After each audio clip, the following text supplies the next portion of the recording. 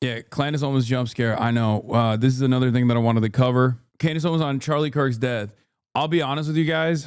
Something that, this is anecdotal, but something that a lot of people are absolutely freaking out about in the media side and the politician side is exactly how much motion Candace Owens has. Like people cannot believe how she basically single-handedly dismantled the administration's attempts to just like have a singular focus on how Trantifa was responsible for Charlie Kirk's murder is pretty crazy. And I also can't believe how much people just like leaned into whatever the she was cooking up. Why are people scared of her? Literally, what's she doing? I mean, she's pretty insane.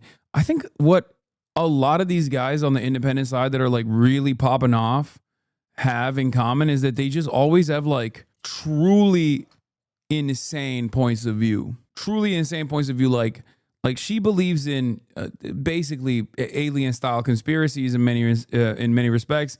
Yeah, I'm not talking about like the anti-Semitism. Like that stuff obviously is commonplace at this point in the independent right-wing circles.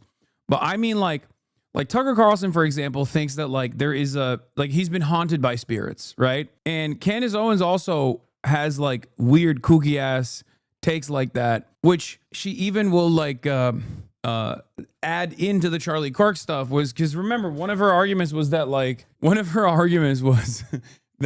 there was like a tunnel system underneath where they opened up a pocket and like shot Charlie Kirk from the ground. But yeah, she single-handedly made so many people believe that Israel assassinated Charlie Kirk, and it's pretty wild. She says we're moving through the top 10 all year, but I woke up this morning from the news of Podscribe that we are the #1 podcast in the world. Thank you, Connie, for creating the song Power, which reminds me daily that nothing is possible without the consistent screams of haters. I feel like there's motherfuckers in this chat who even believe it, which is crazy. When you say you believe that Charlie Kirk was betrayed by someone close to him, what do you mean? I think that in the coming weeks, there's going to be a lot of financial reports that are coming out. And I, first and foremost, do not believe that Tyler Robinson killed Charlie Kirk. I want to be very clear on that. Whether he was involved, I think the answer is yes. I think that's obvious. And your basis for saying he didn't act alone is what? I wonder if I was named #1 anti-Semite of the year as opposed to Candace Owens, if I would become the #1 podcast. Something to think about. Maybe the weird Fed messages that. No, you would not. You are left wing. Okay, guys, what if I went right wing? Okay, huh? How about that? I'm Hank Pecker, and this is the Hank Pecker broadcast. I've taken over. Were concocted out of thin air that had no timestamp and were written like they were speaking in 1822, among other things. Their lack of an ability to answer any basic questions about what took place. But do you have any proof that the messages were made up? Because that would be easily proven. Yeah, but they didn't put timestamps on them, and Discord came out and said Wait, what? No, that's not. No, I initially was suspicious on the messages too, but low-key, that is kind of how Tyler Robinson does speak. And I don't know if it was like a Mormon thing. Having said that, there were no timestamps because you didn't see the OG messages. You saw the media cover the messages. Candace Owens has positioned herself as sort of a citizen investigator of Charlie Kirk's murder, yet she's completely flummoxed by a basic fact of the case here. It didn't exist. This was supposedly text messages, not Discord messages. It's my understanding from the indictment. Yeah, it's true. It's text messages, not Discord messages.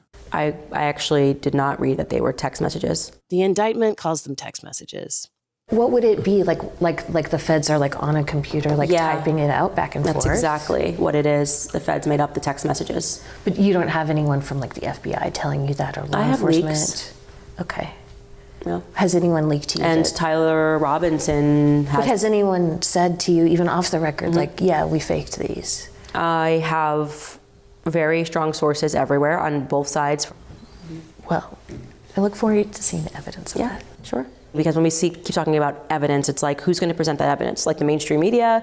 Like who? It does suck that this investigation and immediate response from Netanyahu are both weird as yes. I'll tell you what.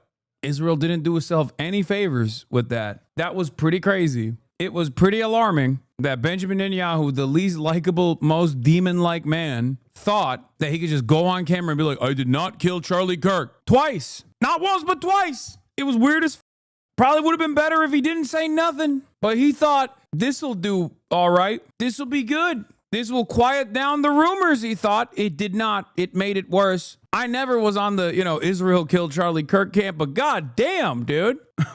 Goddamn. He made it hard for me. And I say this as someone who's like, he said rip literally right as it happened. That was also crazy. Motherfucker was so tuned in. He said, rest in peace, Charlie Kirk. It was like him and Donald Trump saying it at the same time. What are we doing? You're on a whole ass different time zone on the other side of the planet. I get it, brother. You got 25K people watching you.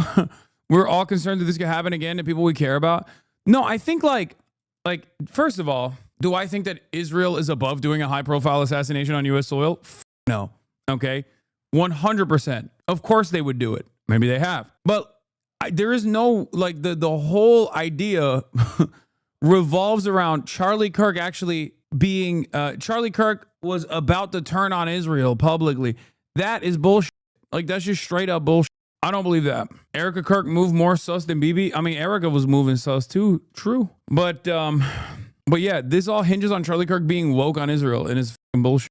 Or even more bullshit than that, this all hinges on Charlie Kirk publicly disavowing Trump and Trump's position on Israel. That was never happening. That was just never happening. He met Erica Kirk in Israel. He met Erica Kirk on his way to Israel. I'm too close to it as well, as far as I was literally about to debate him on the issue of Israel. So 2 weeks prior to his assassination. So I know what his opinions on Israel are. I was, following it closely. There was 0% chance he was turning on Israel. That was not happening. Who are you expecting to come out? That would be a hot story. No, it wouldn't be. It would be. It wouldn't be. If the FBI, if I had a source telling me, if I had proof that the FBI faked those messages, that would be an enormous story. Yeah.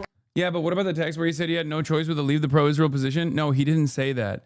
He said that he was annoyed with a lot of the conservative Jewish donors on Turning Point USA because they were constantly yelling at him and calling him a anti-Semite, even though he had been a diehard supporter of Israel his whole career, only because he was desperately trying to merge Tucker Carlson and his contingency back into the MAGA movement when they were falling out of favor with Israel, and that he was trying to keep a big tent going. That's why Charlie Kirk got killed, okay?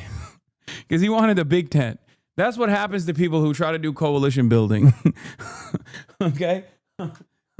No, but actually, that is what he was trying to do. He was trying to, not hemorrhage all of his followers to the Groypers. And he was trying to figure out the best possible way of, trying to get Israel skeptic or anti-Semitic people and anti-Israel people back into the MAGA movement, right? And he was constantly being hounded by the Groypers, non-stop. But the idea that he was actually going to turn on Israel is silly because he was never going to turn on Trump.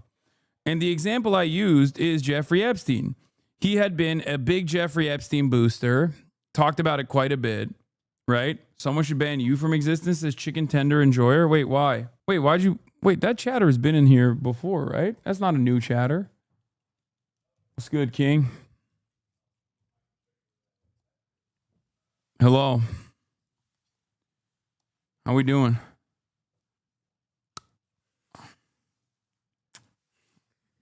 Oh, God. Excited? Yeah, I'm stoked. You say you're going to need another vacation after this one? Is that what you said? Hell yeah. Wait, why? Because it's going to be work? Traveling, we are filming. So Brother, you telling me that. I was in multiple places this past week. Man, this is where I'm in for a lot of work this trip. Oh, yeah, okay. Kind of feel like we live in a post-Epstein world and we know how stories get shut down. And I need to see more of this interview. I wish Charlie survived just so we could watch you two agree for an hour. It would have been so wholesome and healing. Yeah. Oh, on Israel. Yeah. He was going to be a committed anti-Zionist. And actually on Trump too. He's going to be like, yeah, Donald Trump is this full 25-minute interview on CNN? I don't have it. I can't watch it, unfortunately, for now. it's just a weird, it's this is one of these psychology tactics where you're like, who is they? Who is they? And it's Because it sounds like you're saying Jews. Does the word they mean Jews? When you're talking about Jews, Yes. But if I'm not talking about Jews, then they doesn't mean Jews. When I say they want us to believe this or they want us to believe that, and you hear Jews, that's your own derangement, right? If I want to say something about Jews, I'll say it. If I want to say something about Israel, I will say it. If I want to, just like when I want to say something about black people, I'll say it. When I was saying during BLM, they want us to believe, nobody said, do you mean Jews? And so again, it's one of these trash tactics to make people fearful to speak. If I want to say Jews, I will say Jews. I don't fear saying Jews. When I say Zionists run the media. Wait, what do you mean? When you say BLM and they, yeah, you mean like BLM supporters, but yeah, if you're talking about Jews and you say they, yeah, you mean the they means Jews. Like what? Yeah, when she says like, oh, they want us to believe BLM is, popping or whatever, she might mean black people or she might mean the Democrats. But yeah, you could totally say they when you're talking about Jews. It's just entirely dependent on what she was saying. Yeah, I mean. But the difference is like she is genuinely anti-Israel as well as being genuinely anti-Semitic. So the lines do get blurred. That's true. The lines do get blurred. So I think one of the worst things you can do if you are actually invested in identifying someone's anti-Semitic tendencies is to bring the conversation back to Israel. A lot of people in the media don't understand this. But if you actually refer to Zionists or to Israel, and then you yourself actually slam Jews in there, you're actually doing a disservice because it goes back to the same conflation that I was talking about earlier. And this is a big part of the problem with the media where like I think she uses ZOG, right? Zionist Occupied Government, which is anti-Semitic. It's like David Duke, right? David Duke said that. But if you were to ask the average person or in general, like if you were to say like, well, don't you believe that like a lot of people in the American government, regardless of their background or religious beliefs, are genuinely invested in Israel, are firm and committed Zionists? It's true, they are. That is the most nefarious part about anti-Semitic white supremacist conspiracies, is that the parts that are actually couched in real truths, they must be dealt with delicately. The reason why I say that is because if you don't handle that delicately, like you're gonna lose the argument. You're gonna actually make other people also lean in to the anti-Semitic conspiracy. You're gonna verify the anti-Semitic conspiracy. In a way, it's not dissimilar to like when Zoran says the boots on your neck of the NYPD were laced by the IDF. When he's talking about that, he's talking about the fact that the IDF has trained the NYPD, that the NYPD has a liaison office in Kfar Saba. And when people turn around and say, oh, that's anti-Semitic, why do you say that? That doesn't make people go, oh, that's anti-Semitic. Let me not say that. That makes people go, why the fuck are you saying that's anti-Semitic? It's the truth. It makes people actually, it has the reverse effect. And that's what the problem is with a lot of the media, where they cannot contend with a world where most people don't fuck with Israel and they're still operating with the old guard methods, right? Like they're operating with the old guard mentality where it's like, oh, you say something is anti-Semitic, everybody shuts the fuck up. You say, if someone is being critical of anti-Semitic, or someone is being critical of Israel and you say it's anti-Semitism, they shut up. But now, because nobody fucks with Israel anymore and Israel's approval rating is in the gutter and only getting worse, when you say something is anti-Semitic, and it's like something that people can observe, it's like observable reality, it makes people go, okay, then I guess anti-Semitism is bullshit. Or, okay, I guess I am anti-Semitic. What about all the other instances of real historic anti-Semitism? And it causes them to start falling for reactionary, fascist, anti-Semitic ideology. You understand? That's it. Going full yay. Yeah, that's how people turn full yay. Zionists run the media. People that support the political ideology of Israel run the media. Any other things that I can help clarify? But are you familiar with this like very long-standing trope? Couldn't give a shit about a trope. I mean, yeah, this is unironically the worst way to argue with someone like Candace Owens on this issue. You have to identify moments where she has straight up sincerely been anti-Semitic and just ask her about those things. Is she talking about the Talmud? Is she talking about like Jews as a monolithic force? These are the moments that you're supposed to identify. If you want to actually tackle anti-Semitism, you have to tackle the anti-Semitism. The moment that you start talking about Israel, is a moment where you've lost that argument, because Israel is the way that anti-Semites couch their anti-Semitic theories with reality. You know how we say like the greatest way to create a conspiracy is to center it around a kernel of truth? The anti-Israel sentiment is the kernel of truth that actually all of the anti-Semitic arguments are packaged around. A lot of these guys don't realize that, and because they think like, oh, you just say something is anti-Semitic and everyone's going to be like, oh yeah, I'm so sorry for saying this. You're right. It doesn't work that way anymore. It never should have worked that way because, you know, fucking shitting on Israel is absolutely appropriate. It's been an apartheid state for 80 goddamn years, and an apartheid state that actually was allowed to exist because America gave it unlimited support and political cover and unlimited weapons and allowed it to do whatever the fuck it wanted to do. But that's the problem. I believe a lot of the fascistic takeover tactics that Trump and Stephen Miller were planning got completely side-railed by the overwhelming consensus from both the left and the right of general disdain and hate for Israel, in large part due to the genocide they're still committing, but also in part just out and about anti-Semitism. The Trump regime doesn't really know where they go from here. This is just my opinion. Curious on your take? No, absolutely. It's a major fissure, as I said. That, Jeffrey Epstein, which ironically also ties back to Israel in a meaningful way. All of these things actually became major hurdles for the Trump base to consolidate support at a time when they desperately need it. Meanwhile, they're also hemorrhaging the independents that voted for them. There's a lot of buyer's remorse because they've ruined the economy even further instead of actually fixing it. So, yeah, a lot of people hate it. I really try not to curse, but I just felt like we needed to kill it real quick. You know what I mean? Just get her to move on from it, because I really don't care. I'm so tired of these words. I'm tired. I'm exhausted. Are you exhausted? And also this argumentation, this line of argumentation, especially for someone on the right, is so successful. I don't give a shit about you calling me a bigot. That is at the root of right-wing sentiment. Like, that is at the heart. That's the entire movement. Like, there are people who voted for Donald Trump because they wanted to say slurs. You know what I mean? Like what makes you think Jews were always going to be in this special status? Like, it's so stupid. Of course they were going to eventually be like, yeah, and the Jews are actually responsible for all of the other gay and woke that we have to deal with. Especially because that's like historically at the heart of all fascist and reactionary conspiracy theories. So it's very stupid. And I don't think anyone in the media is like aware of what normal people think. They're just so far removed. They're all highly educated people. They all agree with one another.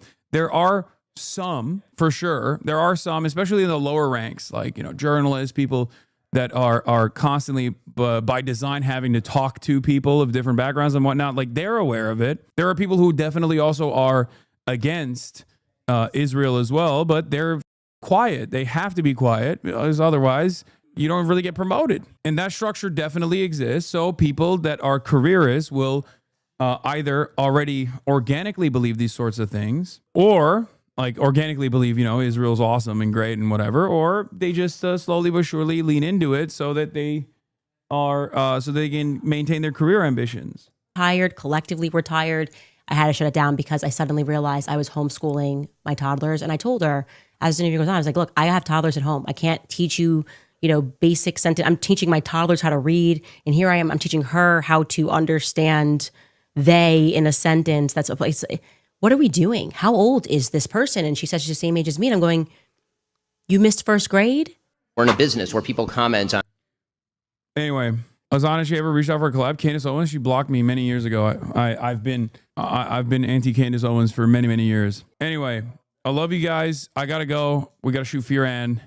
But the next time I'm live, I will be live from China. And yeah, very exciting stuff. Lots of travel. We're going to be all up and down China.